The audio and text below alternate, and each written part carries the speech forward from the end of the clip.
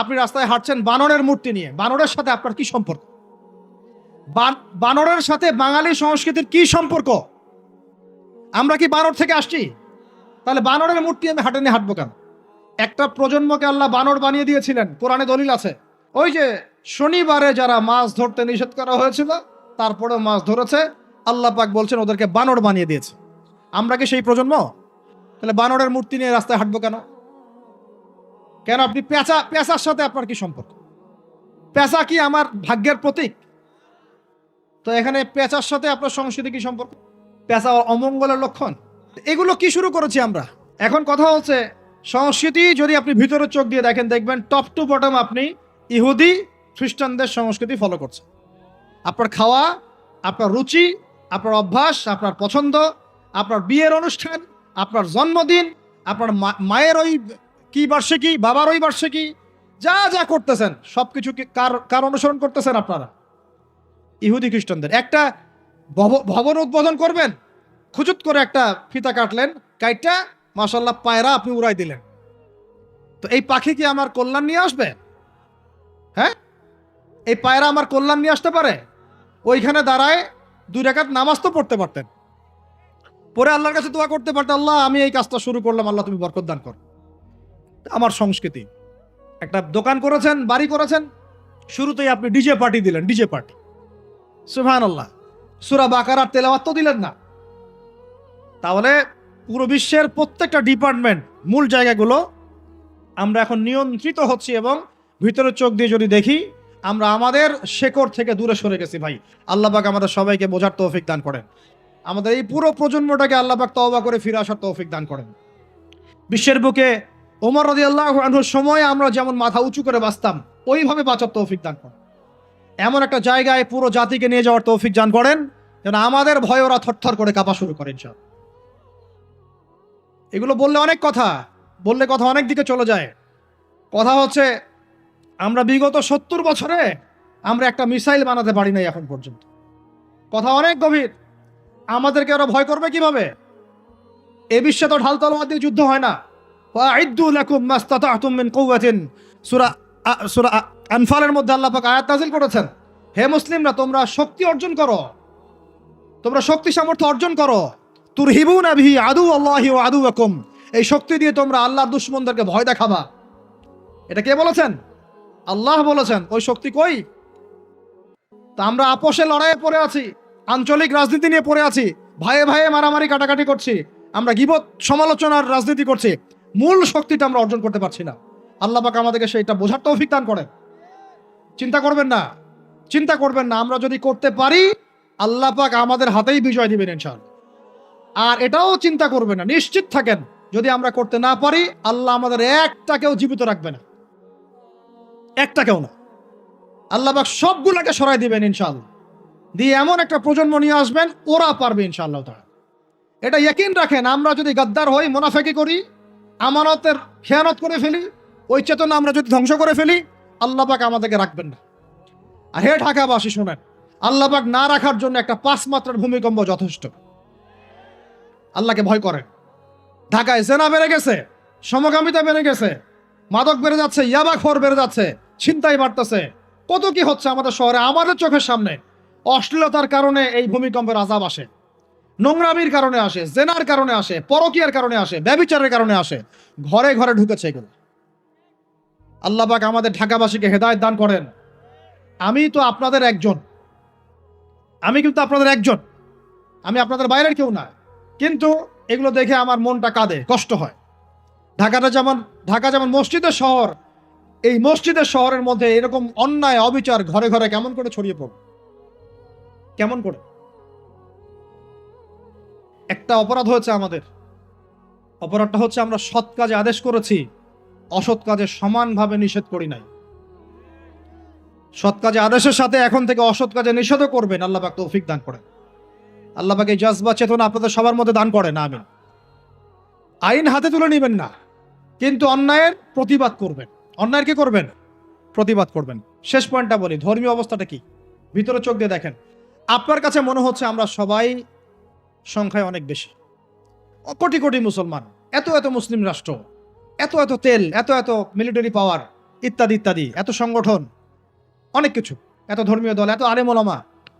বাস্তবিক অর্থে ভিতরের চোখ দিয়ে যদি আপনি দেখেন, দেখবেন যে আমরা সংখ্যায় বেশি হওয়ার সত্ত্বেও আপোষে অসংখ্য দলে বিভক্ত হয়ে গেছি। যতক্ষণ পর্যন্ত আমরা ইউনাইটেড হচ্ছি না, ধর্মতাত্ত্বিকভাবে একটা জায়গায় আসছি না, একটা জামাআ ফর্ম করছি না, একটা ইমারা কায়েম করছি না, এবং আমাদের মধ্যে একজন আমিরুল মুমিনিন নির্ধারণ করছি না, ততক্ষণ পর্যন্ত আপনি আল্লাহর রাস্তায় দিন ইকামত করতে পারবেন না। এটা আমাদের মূল সমস্যা, মূল গোড়ার সমস্যা। আর এই সমস্যাটাকে আম জনগণ কোনোভাবে উস্কে দিবেন না।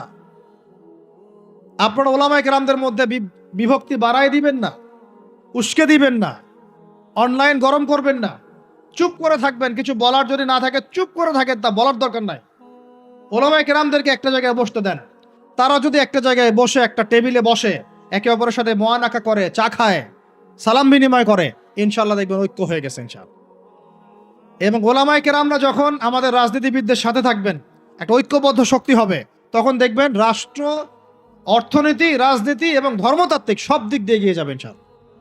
এই জিনিসটার ঘাটতি আছে আমাদের মধ্যে। আমরা অনেক সময় মনে করি ও পলিটিশিয়ানের সাথে আমার চলার দরকার নেই, ও তাগুত, ও কাফের, ও মোশরেক, ও এটা ওইটা। দেখেন, নবী করিম সাল্লাল্লাহু আলাইহি ওয়াসাল্লামকে সবচেয়ে বেশি সাপোর্ট করেছেন তার চাচা আবু তালেব। আবু তালেব মুসলমান হননি শেষ পর্যন্ত। তার বাসাতে তিনি থেকেছেন, বড় হয়েছেন, ব্যবসা করেছেন, চাচাকে কালিমা পড়াতে পারেন নাই, দ্বীনের পথে আনতে পারেন নাই। তাই বলে কি তিনি চাচার সঙ্গ ছেড়ে দিয়েছিলেন? আমরা সবাই নিজেকে আলাদা বিভক্ত মনে করি। নসিহতের মধ্য দিয়ে, সদুপদেশের মধ্য দিয়ে, একটা ভ্রাতৃত্বের বন্ধনের মধ্য দিয়ে। সবাই তো আর খারাপ না রে ভাই, সবাই কি খারাপ? এখানে অনেক অসংখ্য ভালো মানুষ আছেন, প্রত্যেকটা সেক্টরে আছে। আপনার আমার চেয়ে বেশি ইমানদার আছে, আপনি জানেন না। প্রত্যেক ডিপার্টমেন্টে আপনার আমার চেয়ে বড় বড় ইমানদাররা আছে, কিন্তু পরিবেশ পরিস্থিতির কারণে হয়তোবা তারা তাদের ইমানটাকে জাহির করতে পারছে না। আমরা উগ্র হব না, তাদের প্রতি আমরা নসিহত করব, নরম হব, সবর করব, দাওয়াত দিব, এবং তাদেরকেও আমরা আমাদের একটা প্ল্যাটফর্মে আনার চেষ্টা করবো ইনশাআল্লাহ। এভাবে যখন আস্তে আস্তে মেহনতগুলো বাড়তে থাকবে, 10টা বছর দেখেন, 10টা বছর পরে দেখবেন চিত্র পাল্টে গেছে ইনশাআল্লাহ। তবে এই দায়িত্বটা কোনো বক্তার একার নয়, কোনো আলেমের একার নয়, কোনো এমপি সাহেবের একার নয়, মন্ত্রী সাহেবের একার নয়, কোনো সরকার প্রধানের একার নয়। এখানে আপনার আমার সবার ভূমিকা আছে। সবাই যার যার জায়গা থেকে যদি আমরা ভূমিকা পালন করতে ব্যর্থ হই, এগুলো স্বপ্ন থেকে যাবে, কোনোদিন বাস্তবায়ন করতে পারবেন না। সবাই যার যার জায়গা থেকে কাজ যদি ঠিক মতো করি, ইনশাল্লাহ দেখবেন আমরা ওই সোনার বাংলা ঠিকই গঠন করবো ইনশাল্লাহ। আল্লাহ পাক আমাদের সবাইকে ধর্মীয় অঙ্গনের ভেদাভেদটাকে দূর করার তৌফিক দান করেন। ধর্মীয় অঙ্গনের ভেদাভেদটা সবচেয়ে কালো হয়েছে আমাদের জন্য। ধার্মিকরা যদি একটা জায়গায় থাকতেন, তারা যদি সমাজের মধ্যে এরকম বিভিন্ন দলে দলে বিভক্ত হয়ে আলাদা আলাদা হয়ে না যেতেন, তাহলে দেখতেন আজকে থেকে 40 বছর আগেই বাংলার জমিনে দিন কায়েম হয়ে যেত। আল্লাহ রাব্বুল আলামিন আমাদেরকে ভিতরের চোখ জাগ্রত করার তৌফিক দান করেন। আর যারা স্পষ্ট মুশরিক, স্পষ্ট শিরিক করছে, স্পষ্ট বেদাতি এবং স্পষ্ট মুনাফিক, যারা জালেমের পক্ষ নেয়, ওদের সাথে ঐক্যের কোনো দরকার নাই। ওদেরকে ছাড়াই আমরা চলবো ইনশাআল্লাহ। সময় ওদেরকে মিটিয়ে ফেলবে ইনশাআল্লাহ। সময়ের স্রোতে ওরা ধুলার মতো উড়ে যাবে ইনশাআল্লাহ, কিচ্ছু করতে পারবে না ইনশাআল্লাহ। কারণ মুনাফিকদের সাথে ঐক্য হয় না। মুনাফিকদের সাথে কি ঐক্য হয়? মুনাফিকদের সাথে ঐক্য হয় না, মুশরিকদের সাথে ঐক্য হয় না। এবং যারা পাক্কা মুশরিক, পাক্কা বেদাতি, তাদের সাথে কিন্তু ঐক্য হয় না। তো এই জিনিসগুলো আমরা অ্যাভয়েড করে মুমিনদের জামাআকে নিয়ে ঐক্যবদ্ধ হয়ে সামনের দিকে এগিয়ে যাবো ইনশাআল্লাহ। আল্লাহ পাক আমাদের সমস্ত ওলামায়ে কেরামদেরকে দীর্ঘ নেক হায়াত দারাজ করেন, তাদেরকে এক প্ল্যাটফর্মে বসার তৌফিক দান করেন। আলেম ওলামাদের সাথে আমাদের সরকার প্রধানদের একটা মৈত্রী এবং মিলবন্ধন আল্লাহ পাক দান করেন। উভয়ের ভুল বোঝাবুঝি আল্লাহ পাক দূর করে দেন। উভয়কে আল্লাহ পাক এক টেবিলে বসার তৌফিক দান করেন। আল্লাহ পাক উভয়কে নিয়ে একটা শক্তিশালী রাষ্ট্র গঠনের তৌফিক দান করেন ইনশাআল্লাহ। দেখবেন যদি এভাবে আমরা কাজ করতে পারি। আর আমাদের তরুণদের দায়িত্ব কি?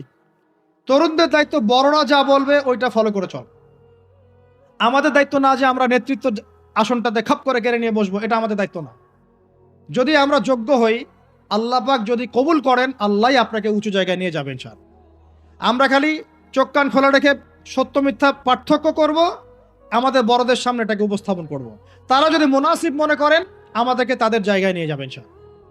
এবং আমাদের কাজ হচ্ছে ইলম অর্জন করা, তাজকিয়া অর্জন করা, বেশি বেশি আমল করা এবং ওলামায়ে কেরামের সোহবতে থাকা, এবং এই জাতিটাকে নিজের একক জাতি মনে করা, আলাদা মনে না করা। আমরা সবাই মিলে এক জাতি, মনে রাখবেন, আমরা সবাই মিলে এক জাতি। সরকার, প্রশাসন, আমজনগণ, ওলামায়ে কেরাম, যুবক যুবতী, তরুণ তরুণী, আমাদের সন্তানরা, সবাই মিলে আমরা একটা মুসলিম জাতি। মনে থাকবেন ইনশাআল্লাহ, বিভক্তির দিকে যাবেন না, ঐক্যবদ্ধ থাকেন, বিজয় আমাদের হবে ইনশাআল্লাহ। আল্লাহ রাব্বুল আলামিন আমাদের সবাইকে কথাগুলো বোঝার তৌফিক দান করেন। কিছু কথা যদি আমার ভুল হয়ে যায় আল্লাহ যেন মাফ করে দেন, যেগুলো সঠিক সেগুলো আল্লাহ কবুল করেন এবং সেই অনুযায়ী আমাকে আমল করার তৌফিক দান করেন, আপনাদের সবাইকে আমল করার তৌফিক দান করেন। আল্লাহ পাক আমাদের সবাইকে বাইরের চোখের সাথে ভিতরের চোখ দিয়ে দেখার তৌফিক দান করেন, সূরা কাহাফের উপর আমল করার তৌফিক দান করেন। এই জালেম সভ্যতার যে জুলুম, এগুলো থেকে আল্লাহ পাক আমাদেরকে হেফাজত করেন। আল্লাহ পাক আমাদের প্রত্যেক স্তরের মানুষদেরকে হেদায়েত দান করেন এবং আমাদের হায়াতে রিজিক আল্লাহ বরকত দান করেন। খাস করে যারা নেতৃস্থানীয় ব্যক্তিবর্গ এবং ওলামায়ে কেরাম এবং দ্বীনের পথের রাহাবার, আলেম, ওলামা, মুজাহিদ, লেখক, কলামিস্ট ইত্যাদি, দায়ী আল্লাহ, তালেবে ইলম, আল্লাহ পাক তাদের হায়াতে বরকত দান করেন। আমিন। আল্লাহ পাক আমাদেরকে ওই দিন আসার আগেই হুশে আসার তৌফিক দান করেন। সব ইখতিলাফি বিষয়গুলো ভুলে যান, মুমিনদের সাথে থাকেন, ওলামায়ে কেরামের জামাতের সাথে থাকেন, ছোটখাটো বিষয় নিয়ে তর্ক করা বন্ধ করেন, ইস্যু পাগল হওয়া বন্ধ করেন, ডিভাইস আসক্তি বন্ধ করেন, এই শোডাউনগুলো বন্ধ করেন, মূল জায়গাগুলোয় কাজ করেন। সালাত, তাহাজ্জুদ, হালাল রিজিক, আদর্শ পরিবার গঠন, ঠিক আছে, দাওয়াতের মেহনত, সৎ কাজে আদেশ, অসৎ কাজে নিষেধ, এগুলোতে মনোযোগী হন। আল্লাহ পাক ইনশাআল্লাহ আমাদেরকে তৌফিক দান করবেন ইনশাআল্লাহ। কারণ আল্লাহ ওয়াদা করেছেন, ইন তানসুরুল্লাহ ইয়ানসুরুকুম, তোমরা আল্লাহকে সাহায্য করো, আল্লাহ তোমাদেরকে সাহায্য করবে ইনশাআল্লাহ।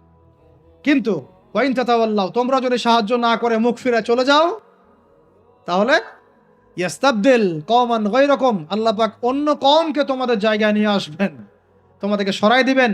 সুম্মা লা ইয়াকুনু আমসালাকুম, তারা তোমাদের মতো অপদার্থ হবে না। নাউযুবিল্লাহ। আমরা চাই আল্লাহ যেন আমাদেরকে সরিয়ে না দিয়ে আমাদের দ্বারাই খেদমত নেন। আল্লাহ পাক কবুল করেন। আমাদের এই পুরো প্রজন্মটাকে আল্লাহ পাক তওবা করে ফিরে আসার তৌফিক দান করেন।